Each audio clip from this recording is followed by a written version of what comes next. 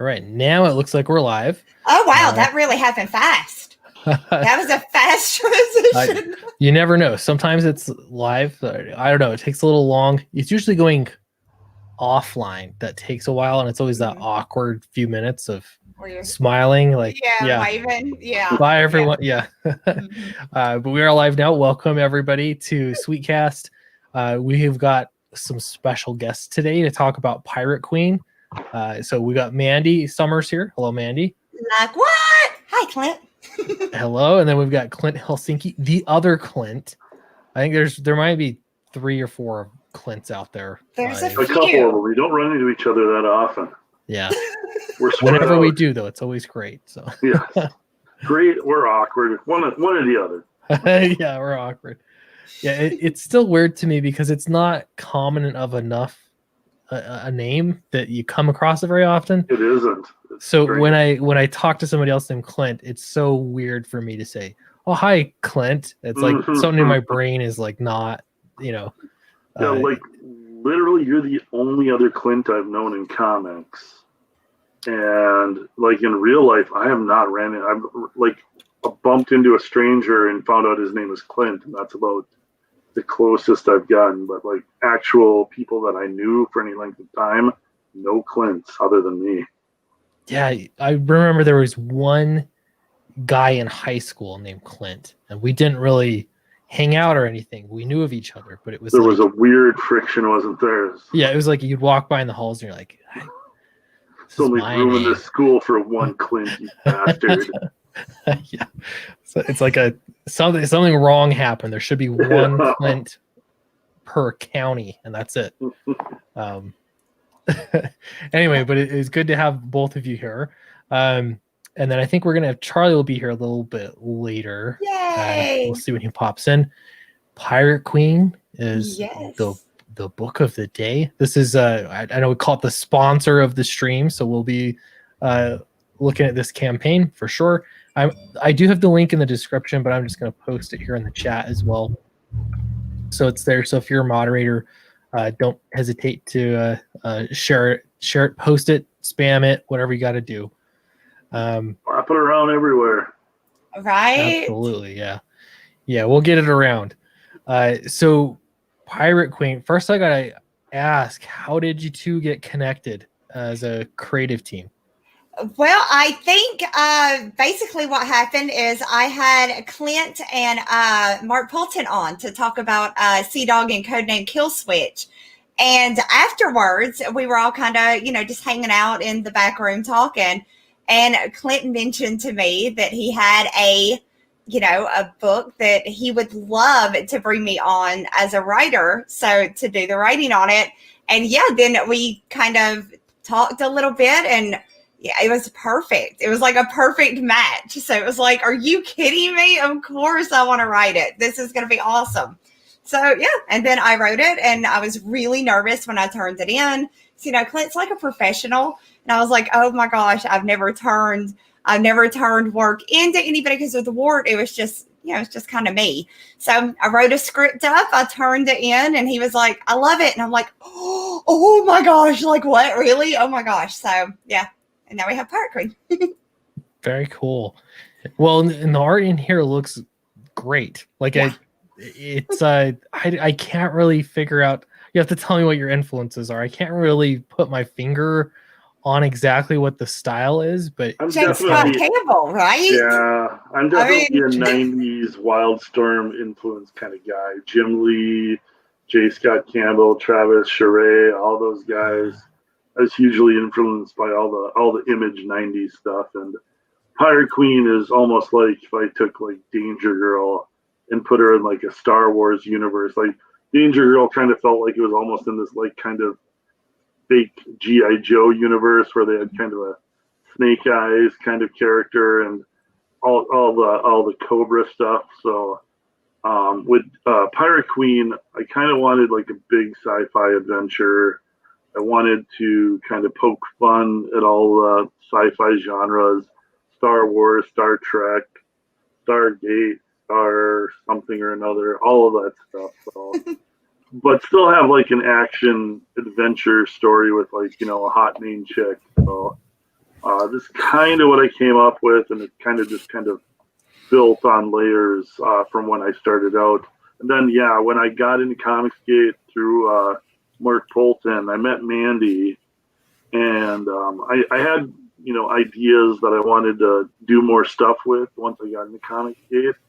And meeting Mandy, I was like, Mandy, Pirate Queen, like they could be one and the same. This is the perfect writer for this book, and I knew I wanted to do more stuff, so I just kind of threw the idea at her, and luckily it kind of worked out for the best. So how do you look at art like that and be like, no, I don't think I want to write for that? I mean, look at this art. Somebody asks you to write and they show you their art and it looks like this. You're like, yeah, no problem. I'll write whatever you want. Just let me know.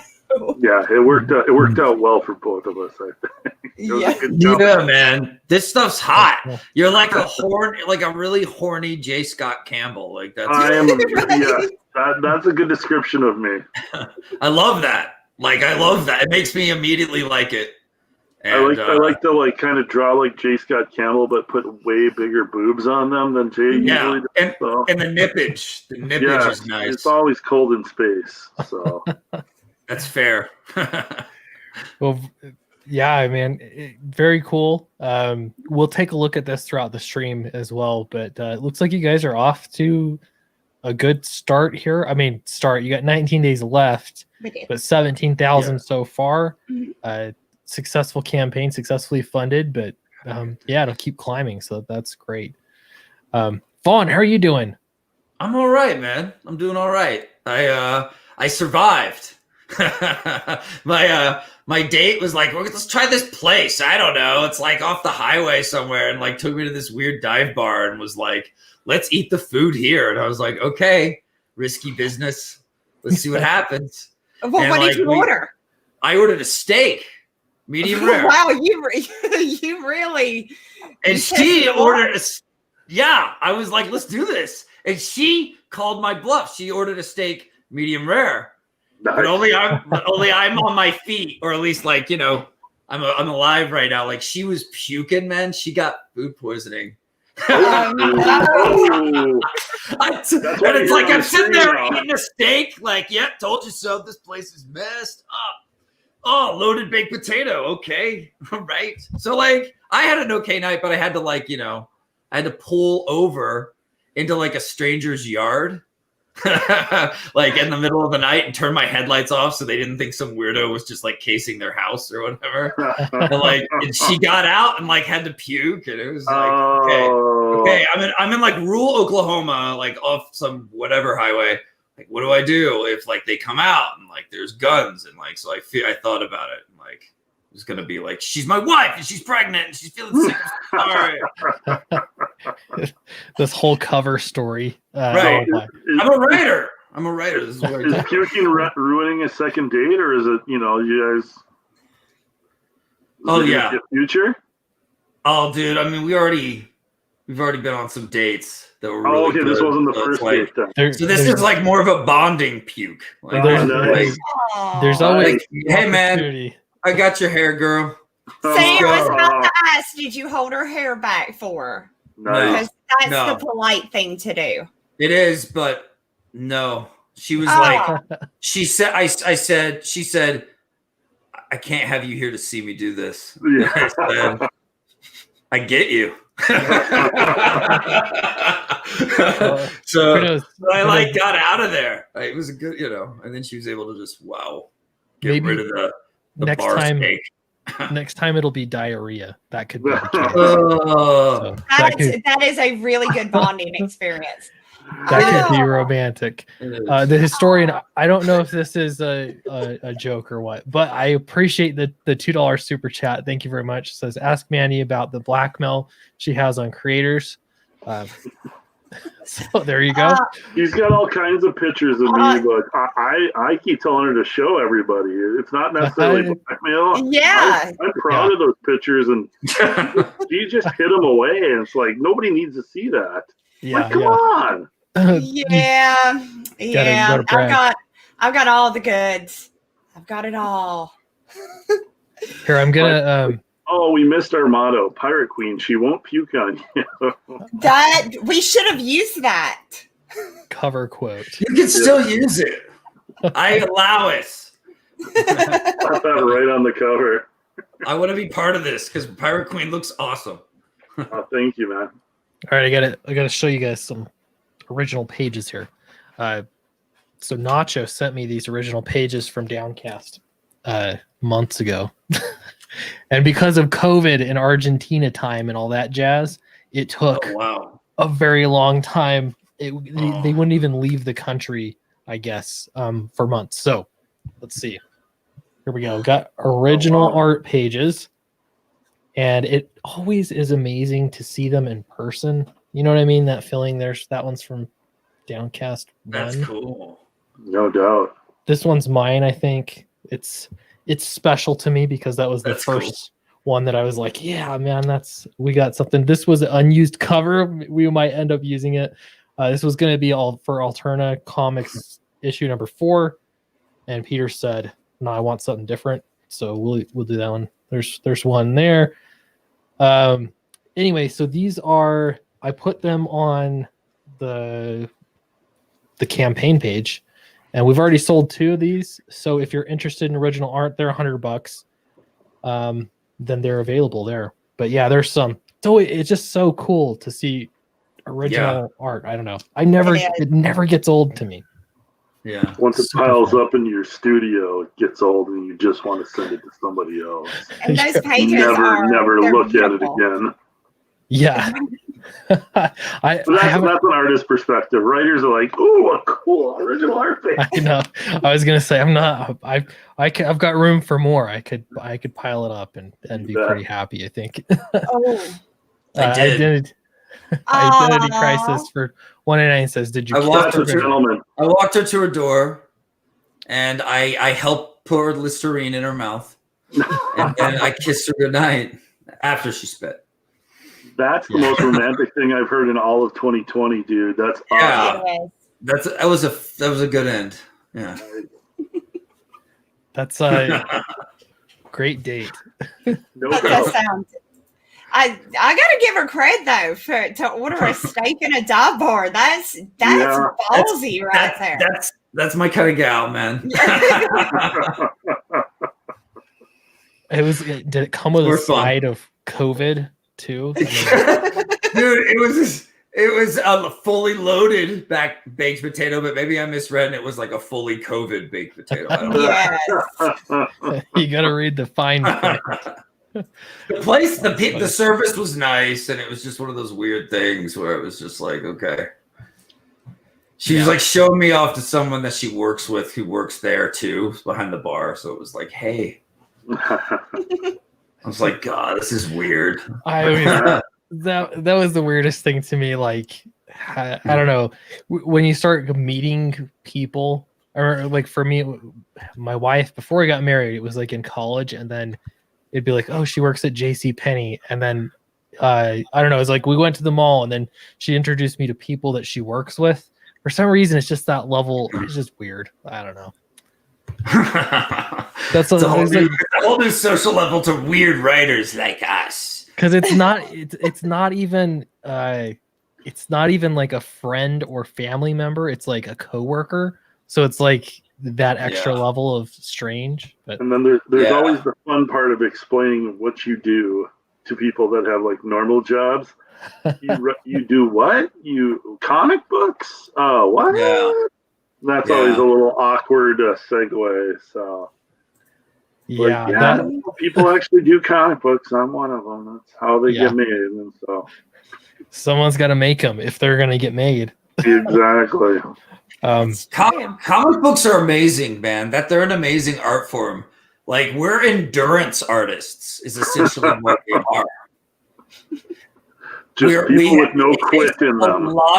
You have to have a lot of patience and work your ass off on all these different drawings and capturing something as a team. And it's intense and it's fun. It's rewarding, but it's exhausting. It's a labor of love. It's a labor of love. Absolutely. I mean, the video I made today was about, it was called Don't become a comic book artist or something like that. Great advice. Great advice for everyone. Yeah, like they went through all the reasons why. It's just like if you want to do art, do it in literally anything else besides comics. But at the end of the day, my little niece is actually a really talented artist, and I'm gonna figure out every comic book connection I have into animation, and I'm gonna get you into animation as good as I possibly can.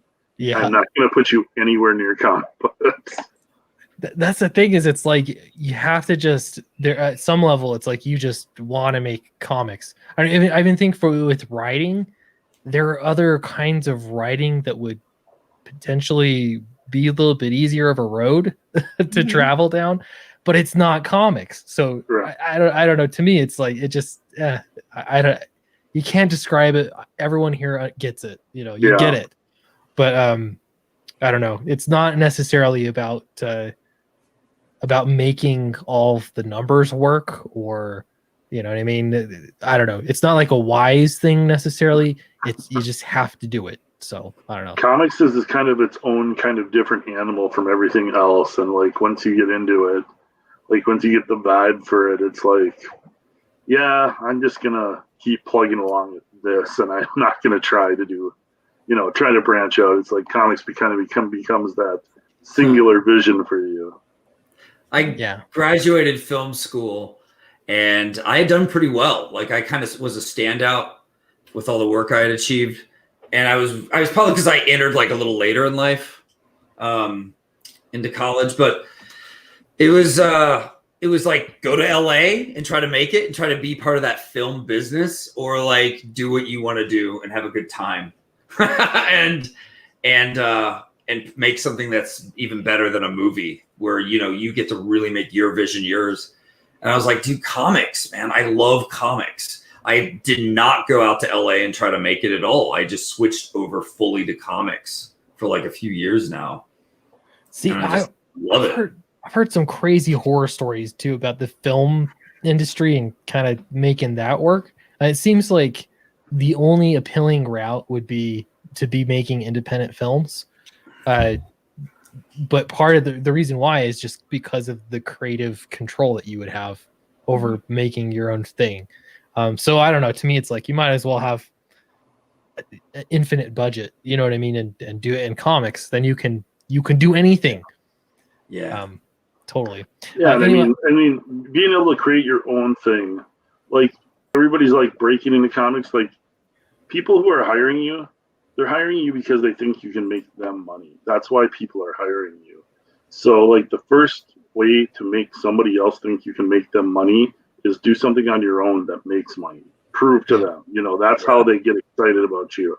So like in indie films, like Kevin Smith's of the world, I'm not a great indie film guy, but was the one with Vince Vaughn and the guy who's Swingers. Swingers. Those type of movies where like they just shoestring budget, put something together, prove to the studios, hey, look at, we made this on nothing and it made money. That's what indie comics is right now. Is like you come up with ideas, you put together a project, you put the artist together, or you're an amazing artist that can just make a beautiful book that everybody loves. And guess what? Editors are going to sit up and notice once you put out 1-2 books that are like getting attention from everybody. No matter how you're doing it, like if you're an indie creator and you're selling books that are like grabbing attention, people are going to take notice. Like the internet makes it so easy for word to spread nowadays than it did just even 15 years ago. Like you can blow up overnight if you put the right project together, and it's just all about your creativity, like what you are coming up with to sell audiences on it and grab attention. So I mean, it's an amazing time to be a creator right now. Absolutely. I'm glad to hear you say that. Sorry, I didn't. It's really, really nice to hear that, because I feel that electricity in the air with all of you guys, all of you other creators. You guys are like keeping it alive, and you're doing great work, and you're succeeding. And I don't know. Indie comics is more interesting than ever right now. Oh, and it's gonna keep growing like this because, I mean, look at all the studios, all the streaming services out there. They're starving for good content. Like they're hiring these Hollywood writers that like can't finish out Game of Thrones, and like George R. R. Martin hands them like the notes for how to do it, and they still shit themselves. Like they're looking for creators with good ideas. Like every day you hear of who's it? Somebody just sold something to the guys behind Valiant that did Bloodshot, and it's like they're just hungry for like good content right now. So if you're a comic book creator, like the best way to like get your idea out there is make a comic book right now. Like screenwriters are like looking for artists right now to put comic books out there because that's the best way to get your movie made right now. Like Hollywood screenwriters are like putting out comics instead of doing sample scripts to studios. Yeah, you definitely see a lot of that. I wonder sometimes too, like in 10 years from now, when they make a documentary about right now in comics, it really is a super interesting time. Like I think you'll hear people compare it to like Image Comics, you know what I mean? But just it's not, there's that excitement. Yep. There's the same excitement, but there's something so interesting now of having so much control, like independent creators, and it's the Wild West again. You know what I mean? You get in and anyone can kind of throw their hat into the ring and I don't know, just make comics. And that's the one thing, like I hear a lot of people outside of Comicsgate will say that they're jealous of Comicsgate, or one thing I really like is that they get together and they're making comics and they're helping each other out, and it's very like punk rock, but they're all bigots and I hate them all. The thing is, it's like I would say the other side is maybe jealous of the community too, because like there is like a real community vibe, and like however much they hate, because that's just what they do now. Like they spit at anything that isn't them, and they don't even like take a look at what's really going on anymore. Like Comicsgate is about people who love comics. It's not just like leaning right or conservative. Like there's a ton of different fans in Comicsgate now, and it's because they love comics, they love the fun of comics, and they look at the big two, and they're not providing that fun anymore. The fun, the enjoyment of collecting comics, the excitement of new creations, new characters, fun new ideas.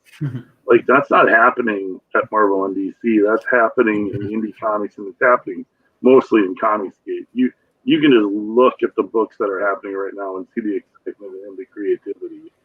And the wild thing is it's not rocket science. Like anybody else could do it too. You could get together and network and start building platforms and cross-pollinating. I can't remember where I heard that term lately, but it was a good one. Anyone could do that, but they don't. And no, they don't. And then they destroy what is already, like, they get handed these incredible IPs.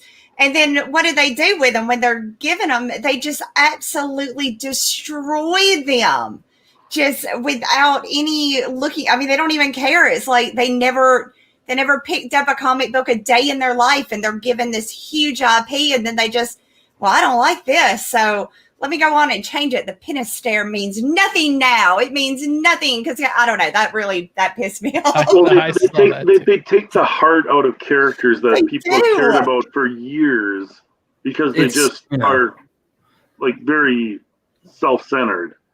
And it's like these characters are out here for everybody. It's like it's kind of a responsibility when you get handed these characters to live up to what has happened before. Like you don't just like throw everything out because you think you're the newfangled thing. It's like, no, like people have loved these characters for decades, and when you have no knowledge of them and just like trash what has come before, it like shows every fan that you didn't care about the character in the first place. Right. Yeah. They're cultural icons, and that I don't know. I'm like, I don't have a problem if people make political comics. Like if you're making your own thing, go for it. Knock yourself out. Yeah. But it's like, again, they're cultural icons that You get in there and then it becomes just your own platform. But it's like cultural statue toppling, you know. Yo, yeah. It is. Yeah, exactly. And it's something that's kind of interesting about it is like they're creatively stagnating and can't figure out what to do and have lost their way and are not telling soulful stories. They're telling political, like, you know, weird robot person stories, and it's not working. And that just shows you how progressivism has like affected their world. When I think about them, I literally think about people as if they're on like another planet and like live in a different world than me, because they do. That's part of why they envy us, like you mentioned earlier. It's another planet, and they're trying to do their thing and mess things up as much as they can, as much as we'll let them. And someone has to step up to that, I think, creatively, and make good stuff again. So, right. And I mean, that's what Comicsgate is. Comicsgate is a reaction to all these people have zero ideas and only want to spout their little self-centered tirades that have kind of taken over mainstream comics. And I mean, comics, like, there's no ideas over in the big two right now. It's like, spout out whatever political agenda you've got. Let's change this person's race. Let's change their sex. Let's make them progressive. Yeah. There's not storytelling. Like, it's almost like throwing, it's like a Transformers movie. Let's just slap as much CGI on the top of it as possible, and we don't need a story underneath it. Let's take Captain America, slap as many political ideas for progressives as we can. But we're not going to actually have a story. Like, you know what people buy when, you know what, how a good movie sells? Because it has a real story that people care about. And when you don't have anything that people care about, people leave. And that's why everybody's funneling over to Comicsgate, because these are all new creations, new ideas, new stories. Like, all this stuff is story based and fun. Like, this is what people are looking for. So it's like the main thing is you have to grab people's interest with that story. And I mean, Clint is doing it in spades right now. I don't think you could be doing any better than Clint right out of the gates. Thanks. I think, I don't know. It's been exciting. Sometimes I get caught up, like my head is down working through all the details of everything. And I say this a lot, but it's kind of like important. You can just take a step back and say, like, look at how great this is. Before Comicsgate, when I was sending in submissions to Image and like just trying to get into anthologies, like all this kind of stuff, and it was so hard to stand out or just get a chance. It was so hard. It's like infuriating. And now it's like, oh, I can skip all of them and just work directly with comics readers. That's it. And things have massively changed. I've got to wonder. I don't know. I really think that it's amazing how much effort they go into, like, comics media, especially, to ignore what's going on. Like on Indiegogo alone, just like, they go out of their way to ignore it. When I don't know, there's huge successes. So I don't know. In a few years, I can't see them looking back at this time and not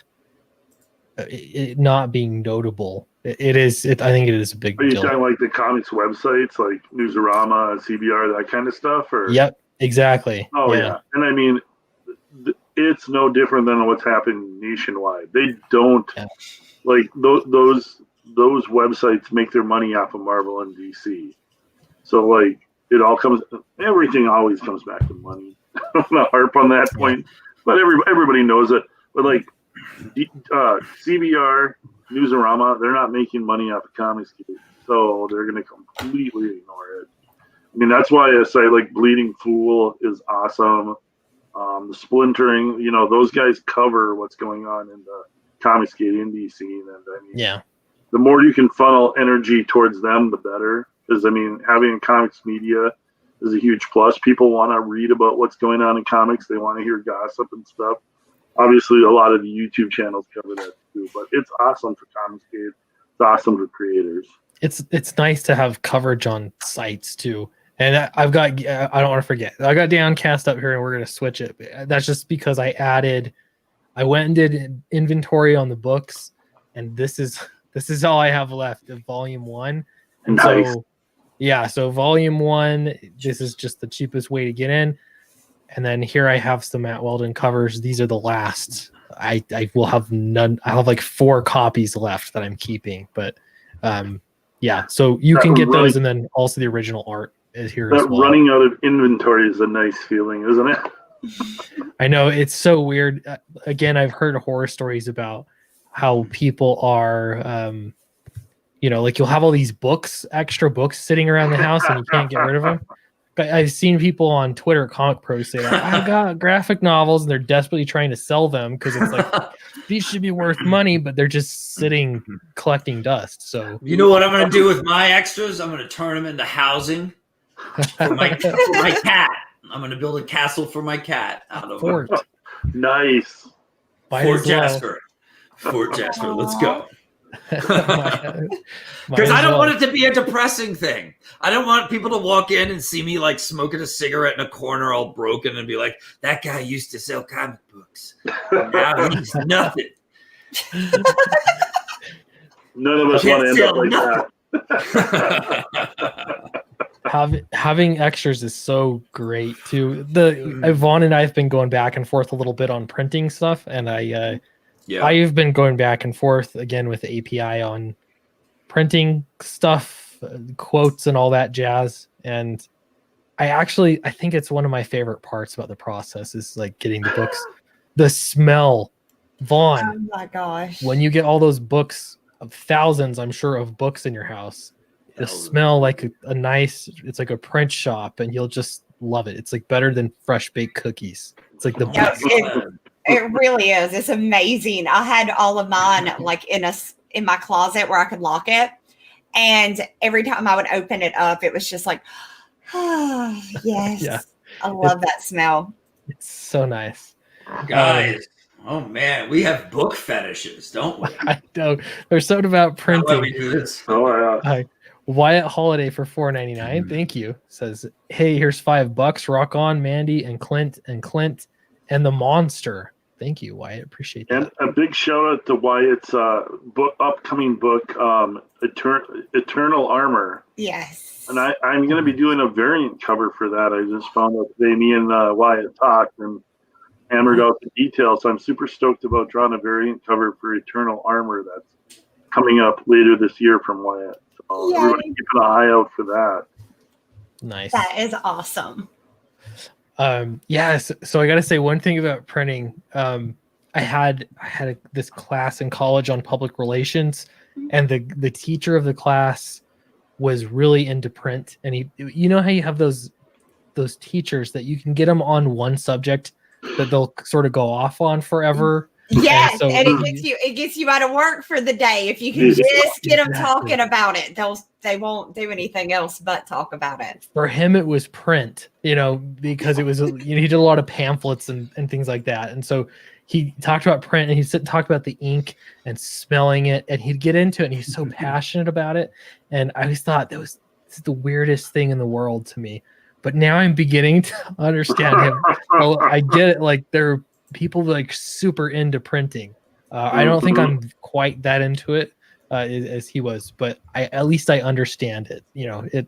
There's something exciting about you're creating something brand new, by merely printing on paper. I don't know. It's pretty cool. No, it's fun. It is fun. And I mean, cracking open a box lands at your door and you crack open doing it. It's comic books that you made, and you get to be the first one to cut open the plastic and crack one for the first time and make sure like, God, I hope I flipped over this before it went to print.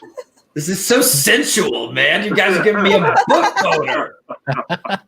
There's that. What is it? I always think every time I get one, I think of Back to the Future and the dad. It's not exactly the same, but the dad gets the shipment of books with the family, and he cracks it open after Marty's changed time, and he's now he's successful. It's like every time I crack open the comics, I'm like, now I'm successful. if you put your mind to it, you can accomplish anything. There you go. Exactly. I'm going to do that. I'm going to say that to someone and then hand them my book, Monster MD, very soon. It's going to be cool. It's going to smell real good too. You guys will see. I'll tell you about it. I can't wait to get mine. I cannot wait. And yes, I will smell it. I will. So I'll be part of the experience. You paid for that experience. Yeah, I paid to sniff it, so I'm gonna sniff it. Oh man, I knew I should have made it. I'm not touching that with a 10-foot pole. Right. Oh, you're just setting us up, Mandy. Come on. Well, I just have ideas now. Yeah, I'm gonna ask API if they can make my book scratch and sniff. That would be awesome. What I really wanted for Pirate Queen was like, you know, the old pens that they used to have where you would tip it upside down and like the girl's dress would come down. I wanted to see if there's any way I could create like a foil card where if you flipped it, like Pirate Queen's dress came off. I was like, oh, that would have been so freaking awesome. We need to find out if that can happen. Apparently the technology does not exist. I mean, they can make a $6 million man, but they can't make they can put a man on the moon. I know. It's like, where are our priorities? Yeah, that's so funny. That's another thing is coming up with all these creative things to add to crowdfunding campaigns. I was thinking the wax pack trading card set. I did on my last. I mean, it's gonna be on this campaign too. It's I don't know. It's just a cool thing. Like I wouldn't have ever thought about making. Did you do that?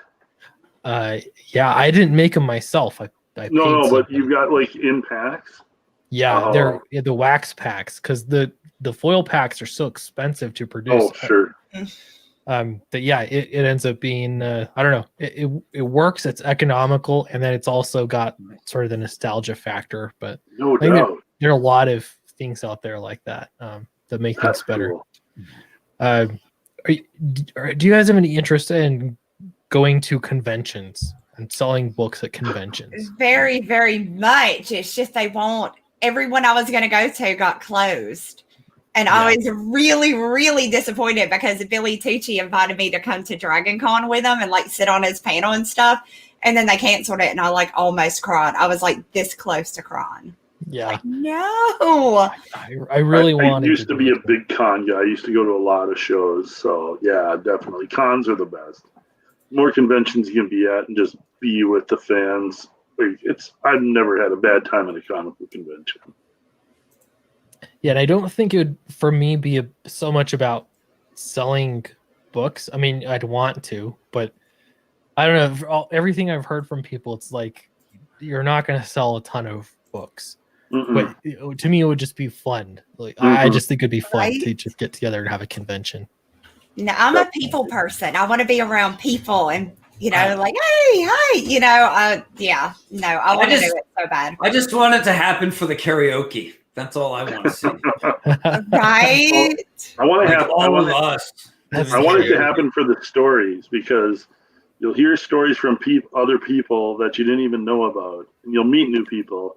But then there'll be the stories that happen at the convention that you'll be talking about for years. Like, remember when so and so did this, and like that's what's great about conventions is just like talking to people that you like only talk through the internet. And you get together, and it's like you're old friends and known each other for years. That's what's awesome about conventions.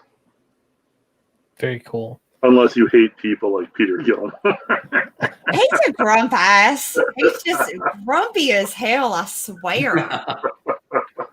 So, and with Peter Gilmore there, so Mandy, you've got 2 books that are alive at the same time.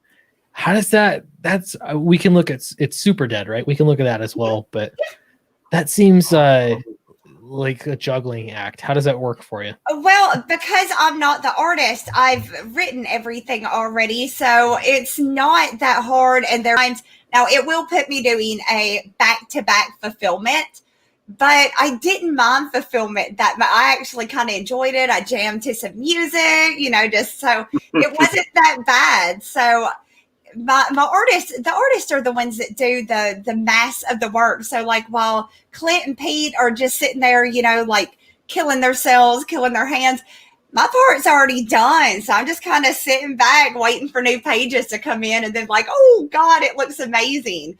So for me, it's not that bad, but I'm not trying to draw anything either. I kind of sit back and do some of the sketch cards we're offering and stuff, but no, there's not. I just keep going on streams talking about both of them. Yeah, so in talking about I've been thinking a lot about this, like especially as a writer, how could you like, okay, so traditionally you write a book, you move on, and then you write another book, and then you move on, you write another book, and you're just the way that you sort of progress your career as a writer is by just writing a lot of things. Yes. With crowdfunding, that gets a little bit difficult because it's almost like you're still married to this project for 6 months, a year, right, depending on how it goes. And so I don't know, it's been something I've been trying to figure out exactly how does that work. I don't think I have any answers yet, but have you guys thought about this? Like, Vaughn, have you thought about this? You've been writing stuff, I guess. What, breaking up with my project? Breaking up. I just felt like you were describing it like a breakup, so I was just because you're like 6 more months of this shit. I just here's the thing, like yeah, man, like I love Monster MD, but there's other things I want to do, but it feels kind of hard to pull away from something that like has so many people excited and like loving my work. It makes me really happy, and I love my fans, but like, there's other things as an artist I want to do, and I want them to be like, I want them to see me as like a guy who drops really hot, really good albums that might be different from each other, but it's still me, and you're going to enjoy the ride I put you through. These are going to be good books. So yeah, it's like I have all these plans, and like I want to do more Monster MD, but I like want to let it breathe for a minute because it's such a big effort, and you guys got a lot of awesome content, and I just need you to like let me let another big Monster MD idea blow up inside, and I'll write it. I will write it. But there's like all these other awesome scripts coming out right now, and I kind of need to share them. So be ready. Ooh, exciting. Yeah. Yeah, for me, it's like I can't stick with one thing for too long or I burn myself out on it. So for me, once I finish, like when I finish Work the Wizard, don't get me wrong, we're going to do another Work the Wizard, and I do have ideas. But what I do is when I think of something, because my ideas come to me at like the weirdest time, like I'm sitting on the bed matching socks or something, and then I get this amazing idea. So I just kind of, jot stuff down a little bit as things pop in my head, and I try to focus on one at a time. But dependent, like right now, it's Halloween, everything's like spooky, so I'm more thinking of dark stuff. And so my writing also comes a lot with what's going on in my real life, like mood wise. Like I don't know if it's like that for you guys, but it's easier for me to write horror when like I'm getting ready for Halloween and I'm thinking I'm watching all of these horror movies and I'm just really into that. Then it's very easy for me to sit down and come up with ideas for a book that way. I don't know if anybody else does it like that though, but no, absolutely. Sometimes for me, it's like I get an idea.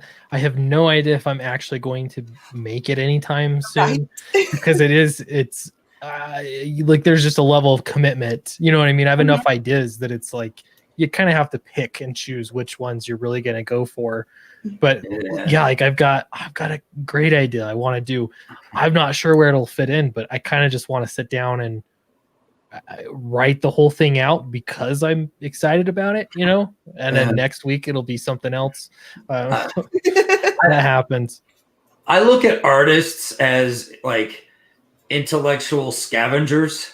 Like we're these little, like everything we watch and we take in, like we're looking for ideas to pick from like buzzards, man, like freaking art buzzards. And it's awesome. It's awesome that you're for parts is what I usually like tell other artists. Like, you're looking for parts, and they'll be like, yeah, like, I gotta watch that movie because like you're looking for parts in that movie for whatever it is you're obsessing over or working on, you know. Mm-hmm. So yeah, it is cool to think about, like, of an idea that you burst into something else. Yeah, with me, I always like go, what movies was I watching when I worked on this story or that story? Like, what music? I pay attention to what music I listen to drive me through certain stories too. But like, for me, the common denominator is like, what girl was I like breaking up with? Which I think is funny because like, I think it's good to have breakups and just like move on with your life, but also to like create something if you're not feeling good about it. And like, I made cool stuff from it. It's like, I don't know, you take your heartache or whatever and you weaponize it and you make something else awesome, you know. That's what I do. That's a great answer to Vigilante Williamson's question. How do you get started as a writer? Break up. You could break up. Get a good breakup stewing. Yeah. Maybe like a bunch in a row, like real quick or something. Go live in Chicago for like a week. That'll happen to you. And then like, and then take that and then realize like you could off yourself or you can create the next great American. I would lean towards not offing yourself and just comics instead. Don't do that. Comics is more fun. With Comicsgate. Yeah. I disavow offing yourself. Yeah. I would say my answer is basically what I'm saying is like you're miserable. You feel like for me, it's like I'm miserable a lot of times, and then if I create something, I'm awesome again. I'm like myself again, if that makes sense. Yeah, you're able to put all those feelings onto paper, and therefore you kind of released it from yourself to be able to, you know, be like, all right, okay, I'm good now. I'm good. Where's the next lady, you know? Well, I don't want to do that forever, but yeah. Do it for as long as you can. It's overrated. But 10 years from now, you'll remember. Right. And my suggestion for how to start as a writer is just take an afternoon, get somewhere quiet, and think about what you want to write. Like, what do you want to do?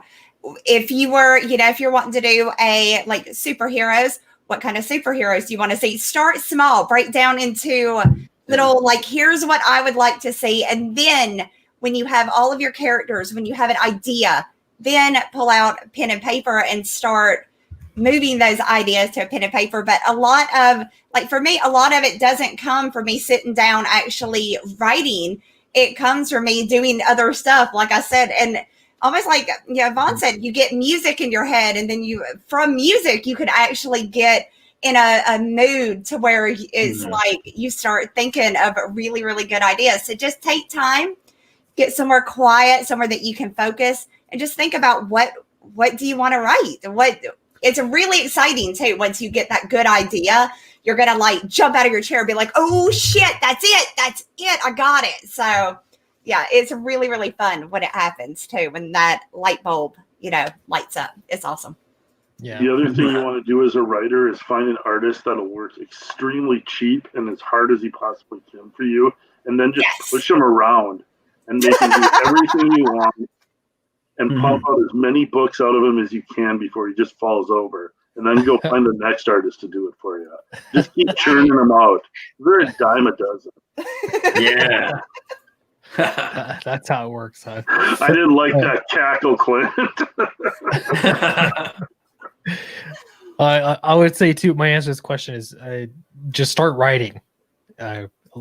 You'll find that the idea of writing, if you're really new to writing, the idea of writing versus actually writing are different things.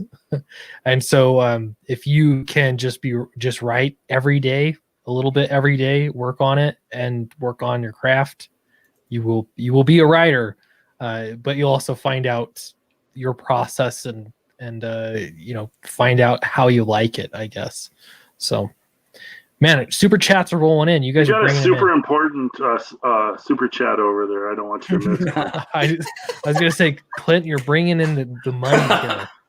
Dude, I do what I can. I do what I can for the stream, man. I'll be If I for gotta get out there $2. and shake it, I gotta shake it. Use what you got, Clint. Use what you got. Who's the sexy white beard? Yeah. Shake that beard. Shake that beard. Shake that beard. You made an old man's week. Well, good transition then. So Clint Helsinki. It is Helsinki. I didn't correct you. Helsinki. Oh, I'm sorry. But it's the capital of what is it? Finland, Poland? No, Helsinki, Finland. Yeah, I think it's Finland. Yeah. It's Finland, and I'm half Finnish and half Polish. So you haven't officially been on Sweetcast unless I have murdered your last name or your first name. Exactly. And I'm still jealous of your kick-ass last name. I know. Well, that's because he's like legit like a vampire bloodline going on with him. I know. You gotta be careful. Yeah, be careful when you're dealing with the pyres. Double the fun. You damn right know it. Yeah, I used to get teased for my last name. You know, I think everyone does. It doesn't matter what your name is. You get teased for it. And now I'm just like, yeah, it's a pretty cool last name. I'll own it. It really is. It is a cool last name. Drinks blood. All right. So, but Clint here is the artist on Pirate Queen. Why don't you guys give us a little rundown? Give us a little pitch on Pirate Queen. You want to do it or you want me to do it? Go for it, Mandy. You've been killing it. All right. So, yes. All right. This is a book that Clint and I have done. Now, this is, as you can see, you are looking at Ava Bloodstone. She is the heroine of the book, The Pirate Queen. As you can see, she is stunningly beautiful. But, again, she is a pirate. So, it's, not really a bad thing for her when, she cheats on card games. She rips people off. She's a pirate, right? So basically, you have this beautiful woman and her crew going around the galaxy trying to avoid the evil Federation that's trying to catch them, while at the same time being introduced to her new villain, Commandant Raylo, who, Raylo. So it's a very fun, action-packed book. Think of Ava kind of like, a female Han Solo, kind of. She uses her body sometimes to get out of situations. She's not shy about that one bit. It's a fun, nonstop action adventure book. I mean, it is one thing after another. We do a lot of poking at Star Wars, Star Trek. Clint has it, and I love it so much. There are so many little like Easter eggs of stuff that you're going to recognize throughout the book within the art. That's just so. It's just a fun book. It's incredible. It's so fun. Very cool. Oh, and right here is our new thing that we added this week in honor of the Mandalorian launching tomorrow, which we, of course, are all huge, massive fans of because thank God someone saved Star Wars. We have a page in our book where you can appear as the drunken Mandalorian, where you actually take your helmet off because, of course, we want to see your face. You're actually going to be in the book, but you'll be in the Mandalorian armor, Mandalorian helmet. We'll get to see who you are because you've had a couple too many. You get to hit on the Pirate Queen. You get in a little fight with the Han Solo type character here. So all kinds of good fun. If people want to check that out and you want to kind of once in a comic book kind of fun thing to show all your buddies or just for yourself as a huge Star Wars fan, we kind of created that unique thing here so you can appear as the Mandalorian hitting on the Pirate Queen in this issue. Nice. Dude, he was straight up reaching for her boob. Oh yeah, there's a little like you could be reaching for that boob. There's some honking. That's an offer. There's honking. There's honking, guys. About to get smacked too, I think. You would have sold people so much faster if you just said that. Yeah, I want to make this stuff fun, so we're not like holding anything back. You go in there and have a good time. As a comic book nerd, yeah, very cool, fun stuff. Cool. That's awesome. Well, I posted the link in the chat as well. Sorry, I didn't mean to cut you off. No, you're fine. Posted the link in the chat. I remembered too, we have to watch the video. So let's watch it. And then Mandy warned me that it gets loud. Yeah, the second half's a little loud. I'm working on it. It's just a little bit, so yeah. It's all good, but fair warning, if you're wearing headphones, this could get headphones, loud. Yeah. Guys, and be careful, those nipples can cut. All right, here we go. Get ready for action and adventure with the Pirate Queen. Join the crew of the Star Raider as the Pirate Queen leads them in search of treasure and riches across the galaxy. This will be a 60-page book with lots of extras, including prints, trading cards, bonus Pirate Queen art book, and original sketches by the artist. Don't miss out on all the fun. Written by Mandy Summers with art by Clint Alinsky. Pirate Queen. Yeah, there it comes. And it paused. I guess I don't know if it's my internet. Let's try that again. Get ready. The sound might have blown everything up. Oh my! It's frozen. Pirate Queen goes to 11. These speakers over here, they only go to 10, but these ones I had specially made. Well, the Pirate Queen broke her own trailer with how awesome she is. We got it. Okay, I think I can keep playing it. Let's see.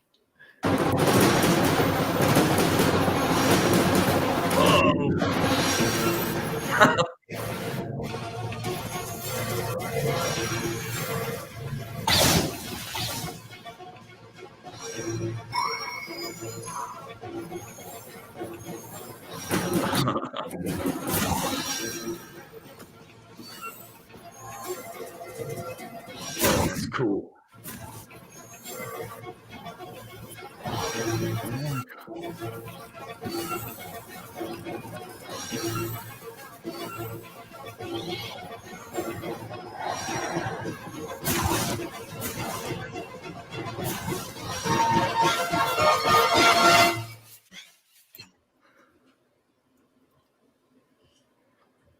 Like, it needs more explosions. That's what it needs. I still like the sparkles. Sparkles are shiny, but it needs more explosion. Did you guys have like a creative like conflict over sparkles? Because that would be awesome. No, I threw enough sparkles in, but I was like, still, more stuff needs to blow up. I'm of the Michael Bay kind of you balance creative ideas. Yeah, like, can't we just have stuff blow up more? Right. Sparkles, explosions, and kiss cards. Amoeba for $5. Thank you very much. It says, will there be kiss cards for Wart the Wizard #2? I had no bank account when the first one came out. Oh, no, I was not going to add those, but if you DM me, after you back Wart the Wizard 2, DM me and let me know which backer you are, and I will get you one in there anyways, because that's sad. But yeah, I'll get you one, love. I promise I wouldn't do no more. Like when I did Wart the Wizard, I was like, it's the last time. I'll never do it again. No, I did that with Rocket Gal. I did it with Rocket Gal, and I was like, never doing it again. So I have to kind of hold to that now. But that's a freebie. So, so yes. Nice. Well, yeah, check out Pirate Queen. It's on Indiegogo. Oh gosh, I'm gonna add it to the screen again. I'm a real professional here. There we go. There's that high production value. This is what people come for. Check out Pirate Queen. We have Downcast. I added the new. I've added the books. These are the last of Volume 1 and Volume 2. So you can either get into the story most economical way, or get these Matt Weldon versions, which this one is is a lower print run, and people are excited about it. So it's going. Plus original art. Fatal is still alive. We're in demand right now and in production mode. And then I also love Fatal. Right. Fatal. I haven't heard of this. Can you tell us more? Yeah. Oh, here we go. I've been talking about it nonstop for 2 months. Yeah, it's one of those things. Like, I don't know. You have to. You have to for sure. But yeah, so Fatal is about an intergalactic exterminator, and it's his job to go and fix alien invasions, basically. It takes something like saving the world and makes it a regular Tuesday. So really excited about this project. It has artwork from Charlie Snogans, who is not the worst artist in the world, from what I've seen. He's fantastic, and he is so funny. Oh my gosh, he cracks me up. Yeah, Snoggins art I love is Charlie. Amazing. He is great. I actually have a question for you about Fatal, man. That's been burning on my mind about this book. Sure. Like, how does a one man show up on a planet and then handle like the whole thing? Like, what is this? I'm sure he has some sweet tech or something I don't know about. But like, yeah, you got equipment for the job. It's okay. It's cool. It's one. Yeah, it can even come down to a very large bomb. Sometimes that's sometimes sense. the correct solution. But oh geez, he bombs planets and leaves. You tend to whole city, and then you just bomb the alien insect. Is he white too? I bet he's white. Yeah. No, dude, he's blonde hair, blue eyed, isn't he? Yeah, it totally is actually. Yeah, it's one of those things where you develop, if it's a problem, people come up with really creative ways and solutions to it. The free market is at work. So he's got a lot of tools in his bag, and it depends. Like in this case, he's got these what do they call it? Like scrambler rockets that are going to shoot out and help him deal with some spot. What would you call them? Spot cleaning? I don't know. Taking care of the immediate problem here. Dust off. He'd be like doing dust off or something. Yeah, they talk about fumigation. That there's, they've got methods. If invasion is a problem that happens frequently in this universe, then they've got solutions for it. But it's not always clean. Sometimes it gets messy. So it's awesome.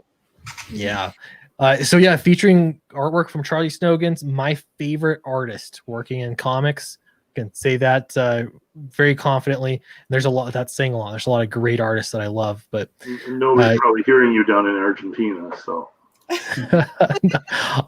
I love Nacho, and I love Nacho's art as well.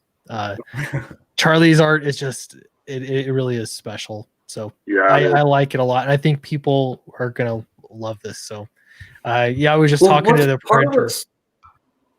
So, go ahead. Oh, okay. Well, part of what's so about this project is that Clint has kind of Charlie's lead, which usually it's the writer like writing it all. Charlie's kind of like unleashing his imagination on us with this. There's a lot of fire and passion with this, and it shows in the art because it's so damn good. So it's like a different kind of book. It's like the artist has got more leeway, which is rare, I think, in comics, especially these days. Usually the writer, this is what you draw, But yeah, like he's just unleashing it, and then Clint is kind of like figuring his way out to make this awesome story and great characters with it, and it's become this like really cool duo, I guess, to see in action. I mean, they're doing great stuff. Yeah, it's one of those things like when I've heard of a few instances like this where you have an artist that has a vision, with a world building or a character or whatever, a plot, stories. And when you have the writers that are willing to see it for what it is and be a team player in it, then you get to have a really cool book. Ultimately, that's what you get from it. You're going to get something that's different. So that's exactly what this is. I view it, I'm a team player.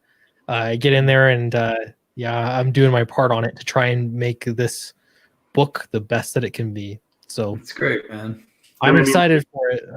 Sometimes as a writer and with an artist, you know, you have that kind of comfortability where it's like, here's an action page, you know, like make something cool happen. And then, you know, Charlie blows it away. It's just like this fluidity and just everything that he, you know, is doing. And it's like, sometimes that's all you need is just kind of let the artist like create something amazing. And it's like, you've got a writer and artist team working like that. It just kind of blends together kind of seamlessly. Mm-hmm. Absolutely. And I love full script. I'm still going to be writing things in full script. But for this one, Marvel Method was just the right choice for the story. So, well, yeah, it allowed you to have the right working relationship that worked for both of you, and like, hey, you have to be unleashed and do this awesome art, and you're getting to do Marvel Method. How was it doing that method on this? Was it like kind of hard at first, or did you just get right into it? Or no, stay over farther to the left. Yeah, I can see Rob heckling. Where's your camera? Yeah. It wasn't difficult. I mean, you know, I've been writing for a while, so to me it wasn't difficult. It's kind of like you're just skipping ahead in the process. It's like you're skipping a step in the process of writing, I would say. It basically goes from outline to then Charlie go crazy, and he'll add little things that are, you know, I hadn't anticipated, you know, little interactions and things like that.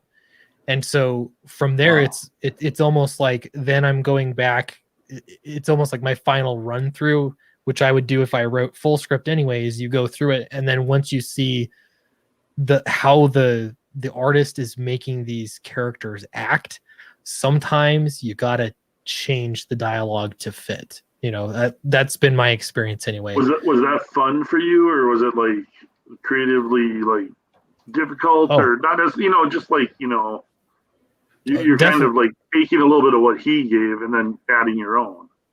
Absolutely. Yeah, no, it's been really fun. It just, I don't know, it's a little different process. It really hasn't been that difficult. I kind of expected it to be a little bit more challenging, but I knew the kind of themes that I wanted to put into it. And then, you know, of course you want to have some, you know, nice conflict. Like you're still adding the same writing components that you would otherwise. It's just a little bit different of a method. So, but I would highly recommend it if somebody, you know, if you got the right artist and the right writer that you want to try it, I would highly recommend it. I think it's a cool way to tell a story. And I think that you're going to come out of the other end with a different story than you would otherwise when it's very visually driven, you know, and in that direction. So yeah, it's been really fun, I think. Yeah. So Fatal's on Indiegogo. We're in demand and in production mode. And I gotta check out Monster MD here too. Yeah. Vaughn, how's Monster? How's it coming along? Just doing its thing. We sent out t-shirts to everybody who got t-shirts. If you didn't send me your size, you better. But you have to have bought a t-shirt, guy. You better send me your size, or else I can't send you your shirt.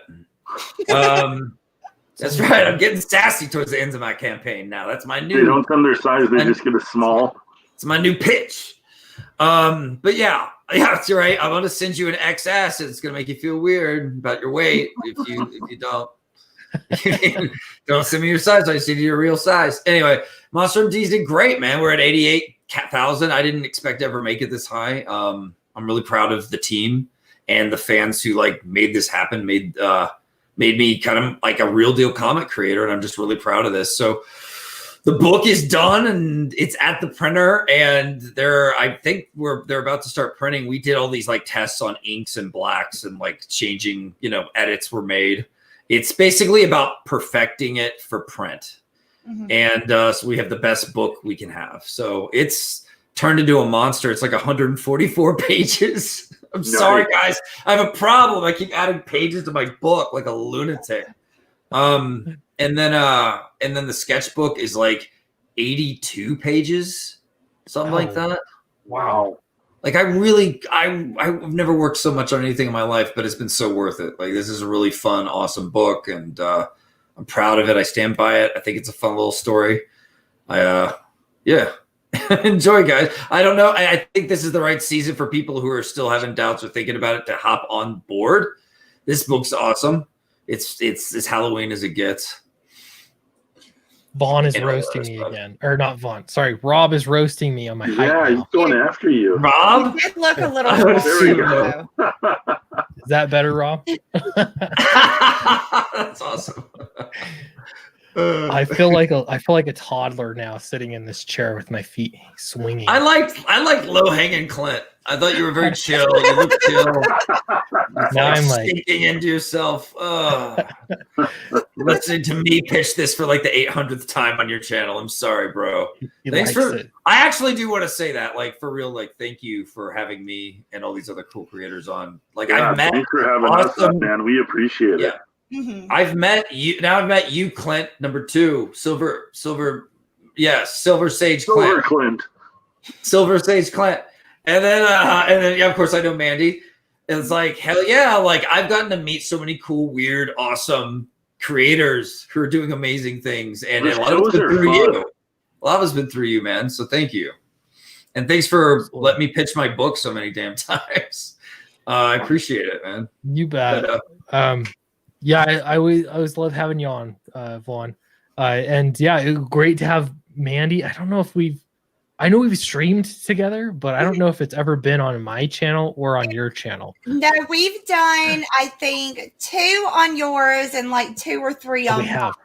So because we did Wart on yours and you let me come on with that one like 2 or 3 times. Oh, okay. So it seems like I always during this media run for Fatal, it has been like I went on with Billy Tucci and you were there. I've been on with a number of, and it's just in the mix. So we were both in the making the rounds at the same time. Mm-hmm. So yeah, always good to stream with you, Clint. Good to stream with you. It's nice, we can share a first name and a stream. Exactly. Nothing bad happened. I think it made it more awesome, actually. If we get too close to each other, there might be some sort of like electromagnetic thing. That's true. As long as it's through the internet, I think we're safe. So. Yeah, here we'll make it a little bit safer. I'll put you down. See now me and both are sandwiched in between. Thanks, Clint. That's what I need. Is your guys' electromag whatever's flowing through my body. Radiation is pumping through you guys right now. Vaughn, you won't be able to reproduce now. So I kind of already knew that. End up like a baked potato. Gotcha. And then Vaughn. So I think I already talked to you. Yeah, I've made the rounds. I'm a real professional. We talked. Okay. Well, thanks everybody for coming. I think we're gonna close it off. I'm just so tired, guys. It's been, I don't know why I'm struggling. You can probably, dude. I feel you, man. I mean, you've kind of done it, man. You can chill for a little bit. I think. I know. You kind of did what you need to do. Yeah. Dude, this is a tough business we're in, man. This is rough really stuff. This is not for the faint. Wake you up in November, and you're gonna be good. Yeah. We're endurance artists, man. I know it really is. And then I'm tired. I'm working on all the work, man. I'm beat. It's a lot of things, and then it's also like, okay, I've got to get the next campaign. Like you have to be aware of what that is and where you're at with that. And it's awesome though. I love it. But yeah, I'm just like, I don't know what my deal is. I need to get some sleep. Yeah, man. Yeah. So appreciate having you guys on. And I think we'll end it off. And I'm going to try this again next week. We'll go for Thursday evening for a stream just because why not? We've been doing Monday for a while and it seems like we were competing with, one crowd. Now we're competing with a whole different crowd. So I don't know. We'll see how it goes.